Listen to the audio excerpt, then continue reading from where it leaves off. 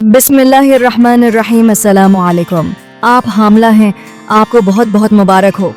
ये अल्फाज सुनकर दिल में एक खुशी की लहर दौड़ जाती है।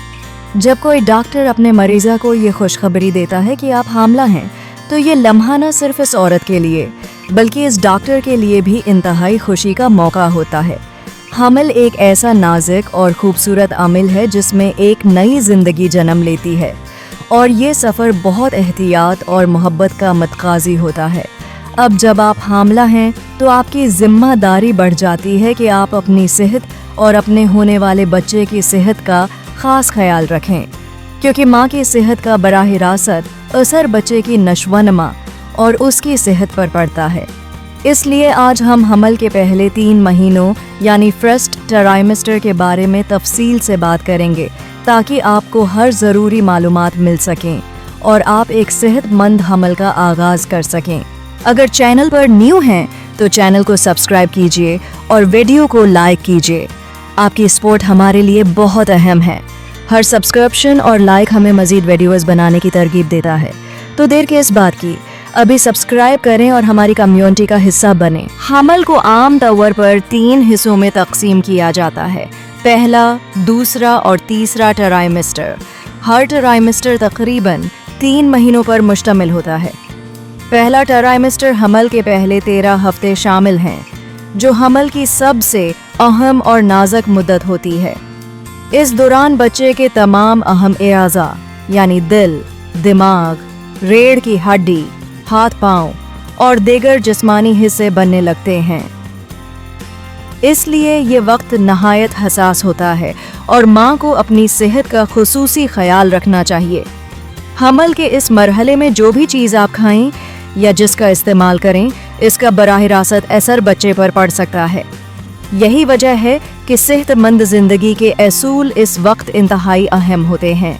हमल की शुरुआत को आम तौर पर औरत के आखिरी हैज़ के पहले दिन से गिना जाता है। इस दिन से लेकर अगले 13 हफ्तों तक का अरसा पहले ट्राइमेस्टर कहलाता है। इस दौरान बच्चे की नशोनुमा बहुत तेज़ी से होती है, इसीलिए इस दौरान फॉलिक एसिड, विटामिन्स और दीगर ग़िज़ाई अज्जा का ख़ास ख्याल रखना बहुत ज़रूरी होता है। फॉलिक एसिड का इस्तेमाल हमल ठहरने से कम अज़ कम 3 माह पहले शुरू करना चाहिए। ये इब्तदाई 3 माह तक जारी रखना चाहिए, क्योंकि फॉलिक एसिड न सिर्फ बच्चे के दिमाग और रीढ़ की हड्डी की नशोनुमा में मदद देता है, बल्कि बाद पैदाइशी नक़ाइस से भी बचाता है। अगर आप किसी भी जगह से दवा खरीद रही हैं या किसी किस्म का कोई इलाज करवा रही हैं, तो हमेशा अपनी डॉक्टर से मशवरा ज़रूर करें। हमल के दौरान कई दवाएं बच्चे के लिए नुकसानदेह साबित हो सकती हैं, ख़ास तौर पर इब्तदाई 3 महीनों में। बग़ैर डॉक्टर की हदायत के किसी भी दवा या हर्बल इलाज का इस्तेमाल न करें। कुछ ऐसी दवाएं हैं जो आमतौर पर महफूज समझी जाती हैं, लेकिन उनका भी इस्तेमाल डॉक्टर की मंजूरी के बग़ैर नहीं करना चाहिए। इसके अलावा हमल के दौरान जिस्म अमूमन काफ़ी मजबूत होता है, इसलिए रोज़मर्रा के मामूलात, हल्की फुल्की चहलकदमी और घर के काम काज करने से बच्चे की नशोनुमा पर कोई मनफी असर नहीं पड़ता। ताहिम शदीद वर्जिश या ज़्यादा जिस्मानी मेहनत से परहेज़ करें, क्योंकि उससे आपके और बच्चे के लिए मसाइल पैदा हो सकते हैं। हमल के दौरान चाय, काफ़ी और दीगर कैफ़ीन वाले मशरूबात का इस्तेमाल आम बात है, मगर कैफ़ीन बच्चे के लिए नुकसानदेह हो सकती है। कैफ़ीन बच्चे की नशोनुमा को मुतासर कर सकती है, और इसलिए रोज़ाना 200 मिलीग्राम से ज़्यादा कैफ़ीन का इस्तेमाल नहीं करना चाहिए, जो कि तकरीबन 2 छोटे कप काफ़ी के बराबर होता है। अगर आप चाय पसंद करती हैं तो कोशिश करें कि चाय की मिक़दार कम से कम रखें। इसी तरह कोल्ड ड्रिंक्स और एनर्जी ड्रिंक्स से भी परहेज़ करें, क्योंकि इनमें कैफ़ीन और शुगर की मिक़दार ज़्यादा होती है, जो आपकी सेहत और बच्चे की नशोनुमा के लिए नुकसानदेह हो सकती है। हमल के दौरान सिगरेट नोशी और सिगरेट के धुएं से बचना इंतहाई ज़रूरी है। सिगरेट नोशी बच्चे की सेहत को शदीद नुकसान पहुंचाती है। ये बच्चे में पैदाइशी नक़ाइस, कम वज़न पैदाइश और दीगर पेचीदगियाँ पैदा कर सकती है। अगर आप खुद सिगरेट नोशी करती हैं तो फ़ौरन उसे तर्क करें। अगर आपके घर में कोई सिगरेट नोशी करता है तो उसके साथ बैठने से गुरेज करें। ایسے ماحول سے بچنا جو سگریٹ نوشی کا باعث بنتا ہو بچے کی صحت کے لیے بہت اہم ہے۔ حمل کے ابتدائی 3 مہینے بہت نازک ہوتے ہیں۔ اس دوران عورت کو کئی تبدیلیاں محسوس ہو سکتی ہیں، متلی آنا، تھکاوٹ اور اکثر پیشاب آنا معمول کی بات ہے۔ پیٹھ کے نچلے حصے میں ہلکا سا درد بھی ہو سکتا ہے۔ یہ علامات جسم میں ہارمونی تبدیلیوں کی وجہ سے ہیں، لیکن اگر خون آنا شروع ہو جائے یا شدید درد ہو تو فوراً ڈاکٹر سے رابطہ کریں۔ یہ کسی سنگین پرابلمز کی علامات ہو سکتی ہیں۔ حمل کے دوران غذائیت کا خاص خیال رکھنا بے حد ضروری ہے۔ آپ کی خوراک نہ صرف آپ کی توانائی کا ذریعہ ہوتی ہے بلکہ یہ بچے کی نشو و نما کے لیے بھی بنیادی اہمیت رکھتی ہے۔ آپ کو اپنی غذا میں پروٹین، وٹامنز، آئرن، کیلشیم اور دیگر ضروری غذائی اجزاء شامل کرنے چاہئیں۔